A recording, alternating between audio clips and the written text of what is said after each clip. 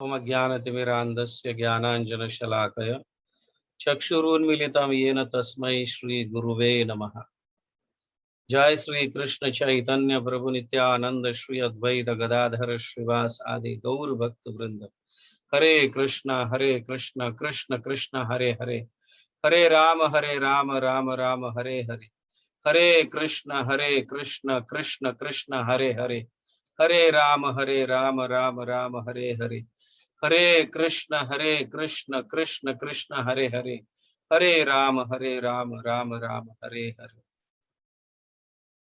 सभी भक्तों का स्वागत है।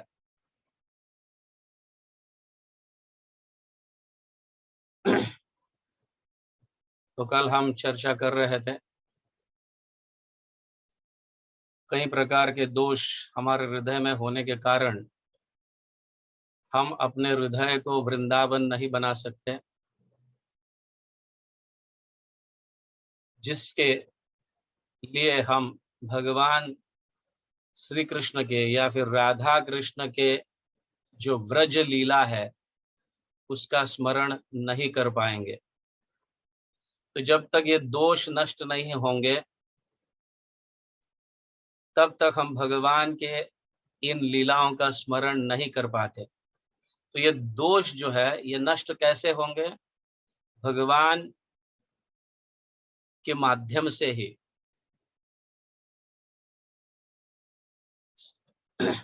कलिकाले नाम रूपे कृष्ण अवतार, तो भगवान श्री कृष्ण नाम के रूप में अवतरित हुए हैं। जिस तरह से उन्होंने अन्य असुरों को, कई असुरों को अपने बाल्य अवस्था में ही वध किया, उसी तरह से हरिनाम अपने हृदय में इन दोष जो राक्षस है, इन दोषों के रूप में हमारे हृदय में रहते हैं, तो उनको हरिनाम नष्ट करता है। तो ये दोष का हो, ये जब तक ये दोष हमारे हृदय में है या ये राक्षस जो है भगवान के सत्ता को मानते नहीं है,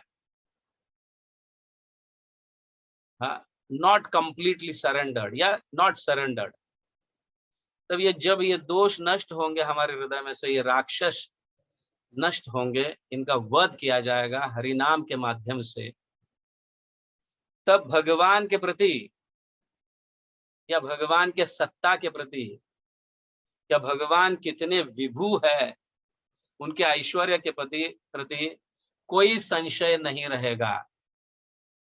there is no doubt, yes, Krishna is supreme personality of Godhead. अब समझ रहे हैं?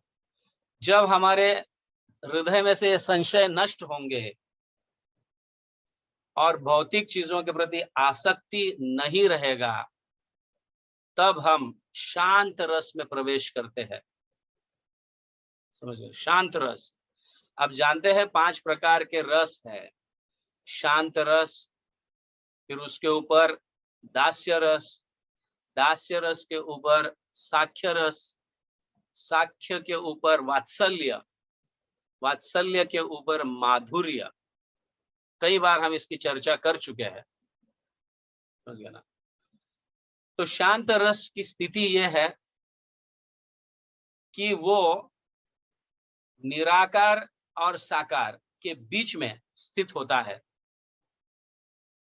ज्यादातर शांत रस जो है भगवान के निराकार रूप या परमात्मा की, सभी जगह भगवान है, सभी जगह भगवान है, परमात्मा के रूप में वो देखने लगते हैं। शांत रस में जो स्थित है ये भक्त, इसके पहले तो भगवान के सत्ता को मानने के लिए ही तैयार नहीं है, इसीलिए वो नास्तिक है, राक्षस है, असुर है। लेकिन भगवान के नाम के माध्यम से जब हमारे हृदय में जो असुर है इनका नष्ट होगा, इनका वध होगा, तब हम शांत रस में प्रवेश करेंगे। हाँ? बट शांत रस स्थित कौन से जगह स्थित है? वो ना साकार को मानता है, साकार और निराकार के मध्य में स्थित है। ज्यादातर वो परमात्मा भगवान को अपनाता है, लेकिन भगवान निराकार है, सभी जगह उपस्थित है परमात्मा के रूप में। ये उनका तत्व है शांत रस का। तो शांत रस भक्तों को विश्वास तो है कि भगवान की सत्ता है, भगवान है, और साथ ही साथ दूसरा उनका ये गुण है कि वो भौतिक चीजों के प्रति अनासक्त है। आसक्ति उनकी नष्ट हो गई है, लेकिन कृष्ण के प्रति या भगवान के प्रति, भले वो परमात्मा के रूप में हो या निराकार, लेकिन उनके प्रति उनकी आसक्ति बढ़ती है।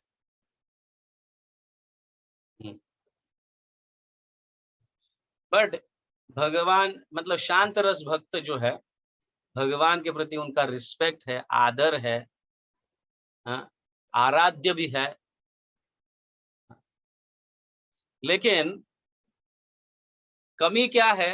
कमी यह है कि वो भगवान के इंटीमेसी जिसको बोलते हैं ना, भगवान के प्रति प्रेम जो है वो शांत रस में दिखाई नहीं देता है ना। तो इसका अर्थ है कि भगवान का जो पर्सनल साकार रूप है, जब तक निराकार के प्रति जब तक हम आकर्षित है, तब तक प्रेम उत्पन्न होना हृदय में संभव नहीं है, क्योंकि हम किसी भी निराकार व्यक्ति से प्रेम नहीं कर सकते।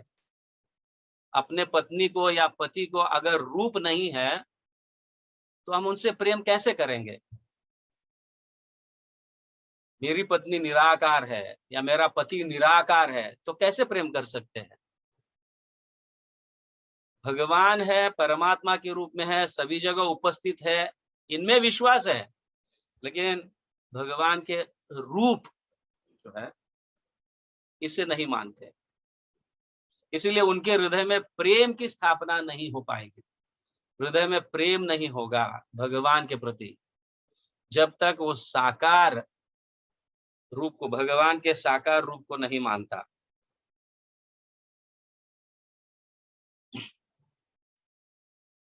तो जब भक्तों का संग करके, शुद्ध भक्तों का संग करके, या ऐसे लोग जैसे नारद मुनि है, हमारे परंपरा में जो आचार्य आते हैं, शुद्ध भक्तों का संग नहीं करेंगे और सेवा नहीं करेंगे, तब तक वे शांत रस में ही स्थित है ऐसे माने जाएंगे। शुद्ध भक्तों का संग करने के उपरांत और सेवा करने के उपरांत उनके हृदय में, उनका हृदय इतना परिवर्तन होता है कि उनका भाव जो है वो डेवलप होता है, भाव परिवर्तन होता है। नहीं नहीं, भगवान साकार रूप है और हमें उनकी सेवा करनी चाहिए। जैसे शांत रस के उदाहरण जो है, सनक, 4 कुमार जो है, सनक, सनंदन, सनत कुमार एंड सनातन, ये 4 कुमार जो है ये पहले शांत रस में ही थे, निराकारवादी थे। जब वो वैकुंठ धाम में परमात्मा को मिलने के लिए गए, हम ये इतिहास को या इस घटना को जानते हैं। जय विजय उनको रोक देते हैं, फिर 4 कुमार उनको शाप देते हैं, तुम 3 जन्म तक असुर बनकर जन्म लो पृथ्वी में या मृत्यु लोक में, 3 जन्म असुर के रूप में या भगवान के शत्रु के रूप में आप जन्म लोगे, ऐसा। तो जब भगवान आते हैं स्वयं, अपने शेष शैया से उठकर जब बाहर आते हैं, और जब ये 4 कुमार भगवान के दर्शन करते हैं, तब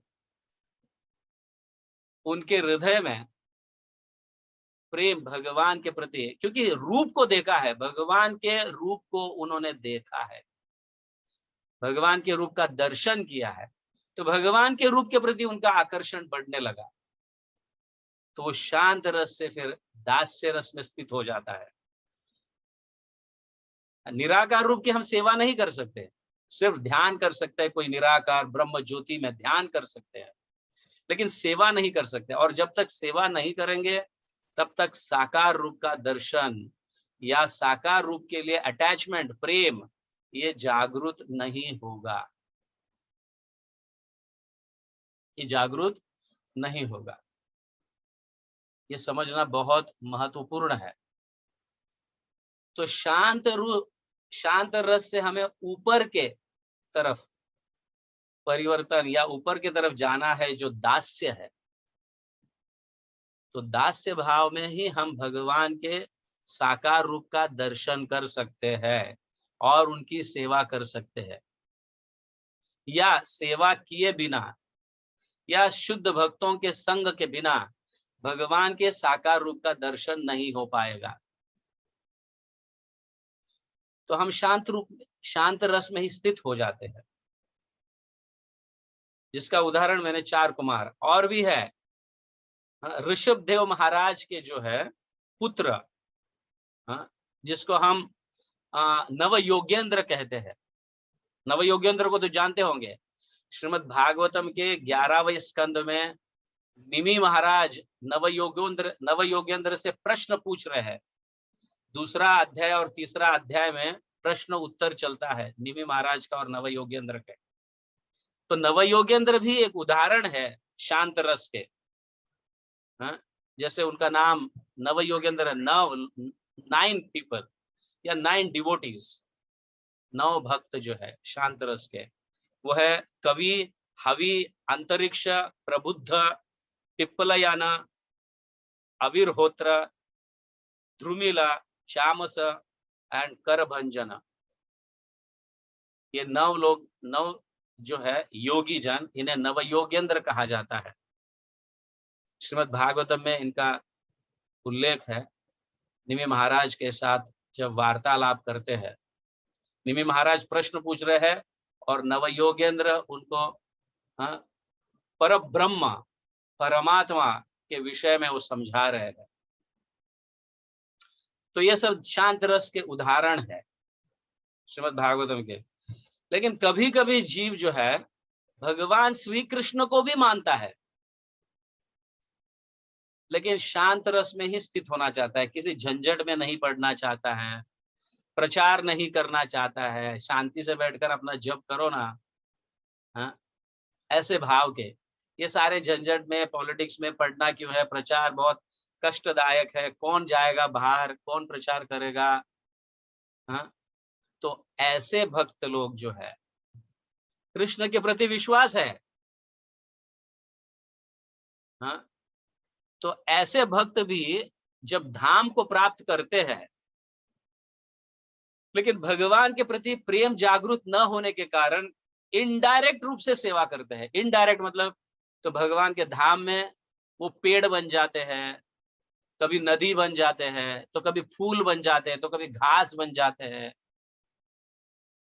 अब समझ रहे हैं, इनडायरेक्ट सेवा भगवान की, not personal service. Is it clear? समझ में आ रहा है? हाँ, तो ये शांत रस के उदाहरण है। तो पहले तो हम नास्तिक से अपने हृदय, मतलब ऑफ कोर्स जब तक हमारे हृदय में एक कलमश नहीं रहे, मतलब रहेंगे, तब तक हम भगवान के सत्ता को पूर्ण रूप से नहीं मान पाएंगे। थोड़ा थोड़ा ऐसा झलक दिखाई देता, मैं भी बॉस हूँ, हाँ मैं भी स्वतंत्र हूँ, ऐसी भावना जो है, नॉट फुल सरेंडर्ड। तो भगवान के सत्ता को अपनाने के बाद सत्ता पर विश्वास, भगवान पर विश्वास, भले वो परमात्मा क्यों ना हो, निराकार क्यों ना हो, विश्वास और भौतिक चीजों से अनासक्त जब हो जाता है, वो शांत रस में स्थित हो जाता है। तो शांत रस में स्थित होने के लिए भी हमारे हृदय में से ये सारे दोष नष्ट होना चाहिए। समझ रहे हैं? नष्ट होना चाहिए। जब तक नष्ट नहीं होंगे ये दोष, इसलिए ध्यान पूर्वक जप करना, भगवान के नाम को ध्यान पूर्वक सुनना, हरे कृष्ण कृष्ण कृष्ण हरे हरे, हरे राम राम राम हरे हरे। जैसे मैं कल बताया कि हमारे दोष को हम स्वयं जानते हैं हमारे हृदय में कितने दोष है। तो इन सारे दोषों का स्मरण करते हुए भगवान किस तरह से इन दोषों को, इन असुरों को नष्ट किया, उनका वध किया, उसका स्मरण करते हुए हम अगर जप करेंगे और हर एक शब्द को, भगवान के नाम को सुनेंगे, तो निश्चित रूप से हमारे हृदय में से ये सारे दोष नष्ट होंगे। That there is no doubt. ये डाउट के ऊपर जब आप जाते हो, यस यस, हरिनाम हमारे सारे दोषों को नष्ट करता है, ये डाउट से ऊपर या तुरंत ही हम शांत रस में स्थित हो जाते हैं और धीरे धीरे इस भौतिक जगत से हमारा मतलब आसक्ति नष्ट होने लगती है, शांत होने लगता है मन। इसलिए शांत रस में हम स्थित हो जाते हैं। और उसके ऊपर है दास्य, उसके ऊपर है साख्य। मतलब दास्य मतलब भगवान के दास, भगवान के सत्ता को, रूप को अपनाने के बाद हम दास बन जाते हैं। भगवान की सेवा हम किस तरह से कर पाएंगे, कैसे करेंगे, क्या क्या करने से हमें भगवान की सेवा प्राप्त होगी। तो भगवान बॉस और हम दास, ये भाव दास्य रूप का है। उसके ऊपर फिर साख्य, तो हम इतने भगवान के करीब आ जाते हैं तो भगवान हमारे मित्र लगने लगते हैं। और उसके ऊपर वात्सल्य, तो भगवान को हम इतना ख्याल रखते हैं जैसे हम बच्चे का ख्याल रखते हैं। यस, छाती को लगा कर रखते हैं भगवान को, उन्हें कभी छोड़ते नहीं। हर हमारा नजर उनके तरफ रहता है, जैसे बच्चे के प्रति हमारा नजर होता है, कहीं कुछ हो तो ना जाए, ऐसा। इतना ये वात्सल्य भाव भगवान के प्रति। और उसके ऊपर है माधुर्य, माधुर्य भाव, प्रेम जो है। भगवान के पत्नियां कहो, पत्नियों का प्रेम कहो या गोपियों का प्रेम कहो, तो ये रस, माधुर्य रस, माधुर्य भाव, तो ये सबसे ऊपरी भाव है। तो इस तरह से शांत रस। तो कल हम देखेंगे दास्य रस के कुछ उदाहरण और उनके भाव। ठीक है। जगत गुरु श्रील प्रभुपाद की जय, हरिनाम संकीर्तन की जय, गौर प्रेमानंदे, हरि हरि बोल।